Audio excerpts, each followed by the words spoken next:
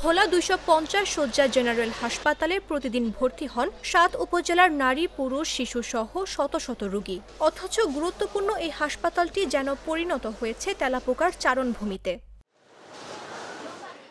প্রতিটি ইউনিটের যেখানেই চোখ যায় সেখানেই তেলাপোকার অবাধ বিচরণ। এ পতঙ্গের যন্ত্রণায় বেডে শুয়ে থাকাই দায়ী হয়ে পড়েছে রোগীদের জন্য। শুধু তাই নয়, তেলাপোকার অবাধ বিচরণে রোগীদের নানা ধরনের খাবার ও ফলমূল নষ্ট হতে দেখা যায়।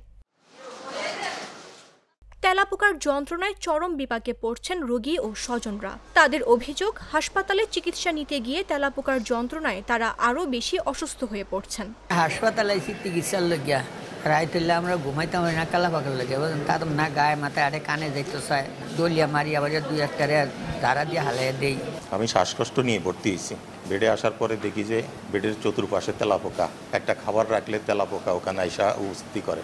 রোগীর খাবারে যদি তেলাপোকা আসে তাহলে এই খাবারটা নিরাপদ থাকে না। হাসপাতাল কর্তৃপক্ষ সব দেখেও এ বিষয়ে কোনো পদক্ষেপ নিচ্ছে না বলে অভিযোগ করলেন তারা। হাসপাতালের পরিবেশ এমনিও কিন্তু অনেক খারাপ দেখতেছি আমি। এই যে বেডে উঠলে তেলাপোকা, উইলপোকা সব ধরনের সবকিছুই থাকে এখানে। যদি ওনারা যদি একটু পরিষ্কার পরিচ্ছন্ন রাখে তাহলে মনে করি যে প্রত্যেকটা রোগীর জন্য ভালো হবে। তাহলে এমনি নর্মালি ভালো কোনো মানুষ আসলেও কিন্তু অসুস্থ হবে না।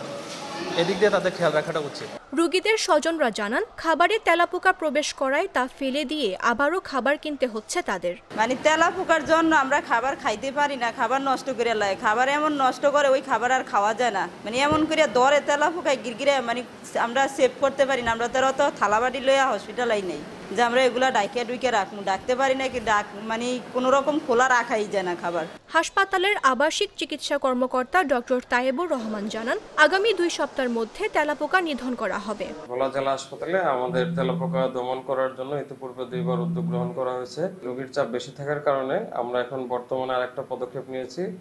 প্রতিটা ওয়ার্ডে একটা রুম খালি করে ওই রুমে সম্পূর্ণ ধরনের সব লোকবল দিয়ে সরিয়ে ওইখানে আমরা পেস্টিসাইড ব্যবহার করতেছি এবং এটাতে আমরা ভালো ফলাফল পাচ্ছি এবং আমরা আস্তে আস্তে করে সকল ওয়ার্ডে এই ধরনের কার্যক্রম চালিয়ে সকল তেলাপোকা দমন করতে পারবো। এটা আমাদের আনুমানিক 2 সপ্তাহের মতো সময় লাগবে।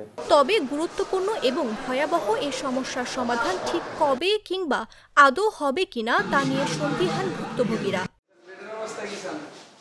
নিউজ ডেস্ক, জাগো নিউজ। নাটা ডেইলি আর পানীয়র এক অসম কম্বিনেশন ড্রিঙ্কো। চিল থাকতে চান? ড্রিঙ্কো চাবান।